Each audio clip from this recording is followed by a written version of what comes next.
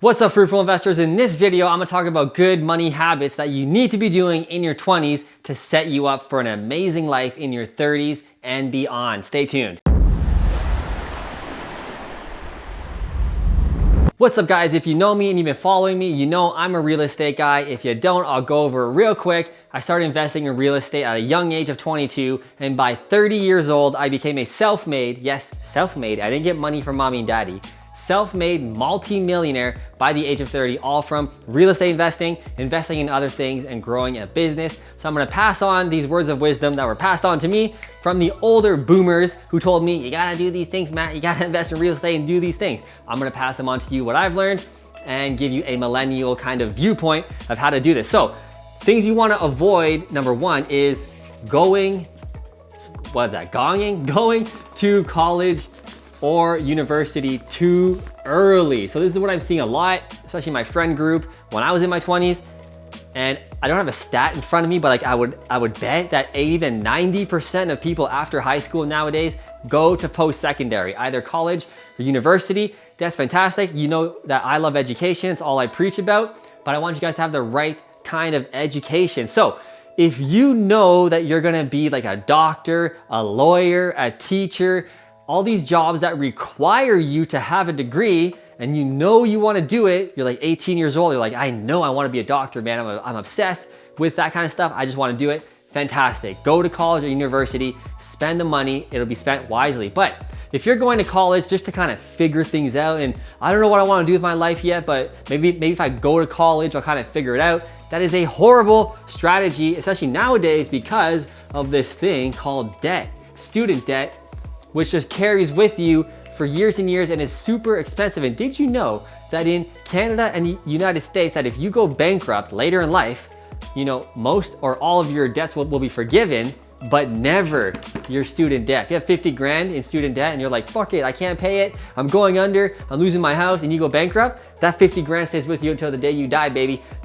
It's corrupt, but that's how it works. So that's why I want you to be very, very careful and understand that if you wanted to go to college, that's fantastic. But if you're going to college, like I said, just to figure things out, or to be like a photographer, or to learn business, to learn how to be an entrepreneur, dude, what are you doing?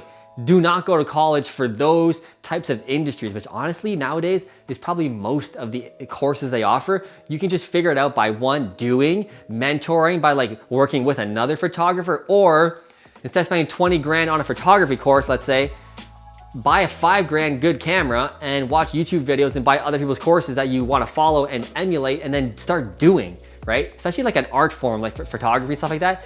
You just get good by doing. Okay, so in 2021, people don't care really much about degrees. Again, unless you're a doctor, obviously we want them to have degrees, a lawyer, etc., of course. But most of these jobs that in the 80s, 70s, 60s, where like you had to go to college for to like learn how to be like a computer programmer, if you're working for like Google, they don't give a shit about your degree. How good are you at computer programming? And that's how the world is kind of shifting across most industries, especially the ones I kind of just mentioned, like those industries, carpentry, plumbing, like trades. Okay, stop going to those courses and spending so much money and going to crazy amount of debt, unless, like I said, you know what you want to do and you really want to go to college and you feel it's right for you, fantastic. But for most people, honestly, it's a waste of time, especially in 2021, because you can learn so many things virtually. We just saw that with what happened with the past year of the pandemic. Everything mostly can go online, right? So like you don't have to spend crazy amount of money going to a brick and mortar school. Okay, the one thing also I want you to start doing is budgeting, especially in your early 20s. Most 20-year-olds don't. They want to go to the club, they want to party, they want to buy the Rolexes. They only make like 20 grand a year working their part-time job at the corner store or some shit. Just have a budget. A good rule of thumb is you want to live on 70% of what you make. So if you're living out of mom and dad's house and you're renting, or you own a home, fantastic. Try and live on 70% and keep that 30%. I'm gonna tell you what to do with that 30%, and it is not save your money. You want to avoid saving your money. Now I know your mom, the boomers, your grandme and your granddaddy, they probably told you, save your money, save it for a rainy day. We do not want to save our money. So you want to take that 30%, I'm gonna tell you what to do with it later, but don't save it. Now you're probably confused, Matt, what the hell am I gonna do with this then? Just wait. The reason why we don't want to save your money is because of this thing called inflation. So if you don't know what inflation is, it's really hard to understand. And to be honest, I don't even really understand it. I don't think anybody really does. But essentially what happens is things get more expensive as time goes on, right? We see that. A stalk of celery today is $2. Next year, it'll be $2.50. The year after that, it'll be $3, et cetera, et cetera. Gas prices go up, real estate prices go up. You've seen this all happen, I'm sure, in your life. Things get more expensive as time goes on. But if you keep your money in the bank, doesn't really make any money. Most bank accounts make like 1% or something like that. They're offering 0.5%. It's bullshit. So we don't want to save our money. So let's say your grandmommy and your daddy tell you to save your $5,000 for a rainy day. You're 18 years old. You got $5 from mowing lawns all summer during high school or whatever.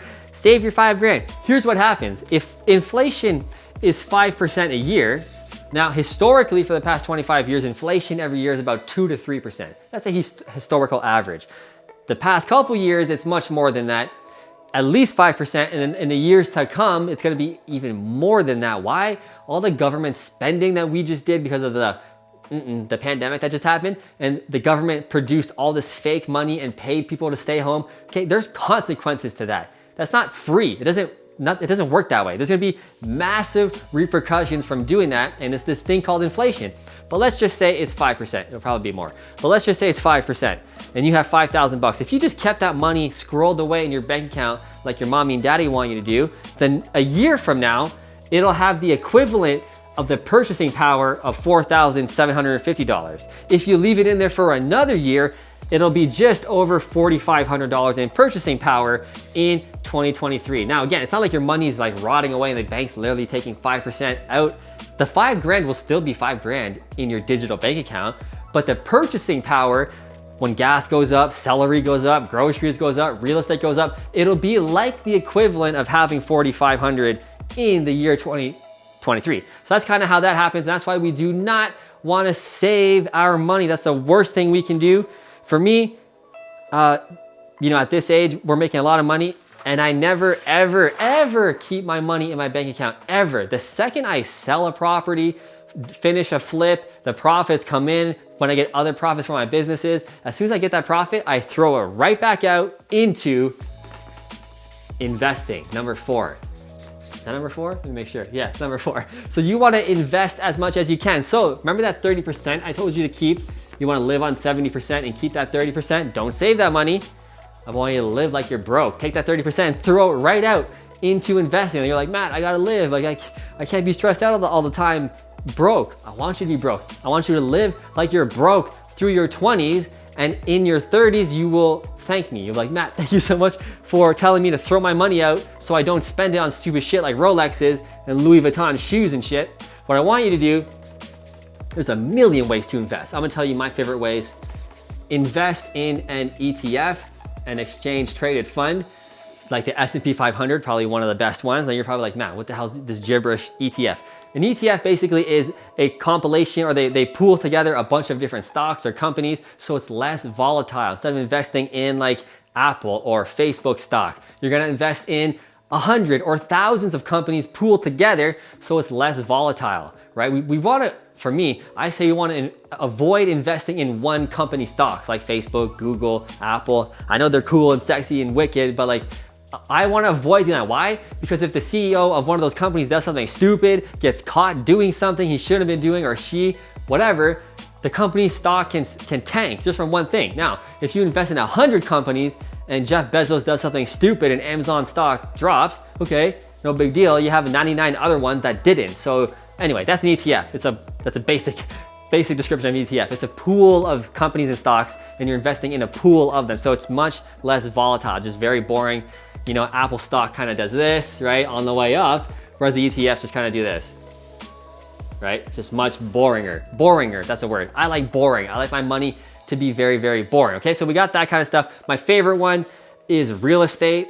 Now, I'm biased, I'm a real estate guy. Real estate literally trumps all these things I'm gonna talk about, but that's just me. So if you wanna really make the real money, I'm telling you guys, it is real estate. Why? It is such in demand. People always need a home to live in, always. Do people need stocks in their portfolio? They can go without. They can't eat the stock they own, but they need a house, they need a roof over their head, and that's why it's so valuable and goes up in value so much. And much more than inflation. So by the way, all these investments I'm talking about, you want them to exceed the rate of inflation. Remember 5%? You gotta make more than 5% at least to actually make money, right? If your bank account makes 1%, which most do, you're actually losing 4% still. Anyway, that's a whole nother video, but you want your investments to be growing faster than inflation. So yeah, real estate, why? We only have so much land. You can't make more land, not really. So you can only make more houses, but the land is there. So if you own land, which is real estate, it is very, very desirable, especially if you own it in good areas and good growing areas. So that's why I love real estate. There's so many other ones, but I'm gonna get through this quick for you guys. Dare I say, even invest in crypto. Now, I'm not a huge crypto guy. I'm getting there because like I'm a millennial and I can see things changing, but I'm still a real estate guy. I think it's way better, but even crypto is even better than saving your money. Now, in your early 20s and probably all of your 20s, I don't really want you to be investing in crypto unless you have a ton of extra money that like you don't need. Maybe you're successful in something and like investing 5 grand, 10 grand, 20 grand isn't like your last 20 grand. Cool, man, try it out, that's wicked. But like don't invest your last dollars in crypto. Why? It is too volatile. Instead of these exchange traded fun, boring stocks, right? Crypto does this.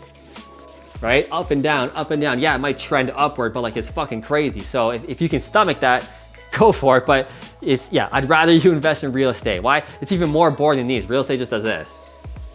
Pretty much. There is up and downs along the way, but it's very, very boring. So I want you to learn how to invest your money, stop saving your money, and last but not least, I want you to learn the rules of money.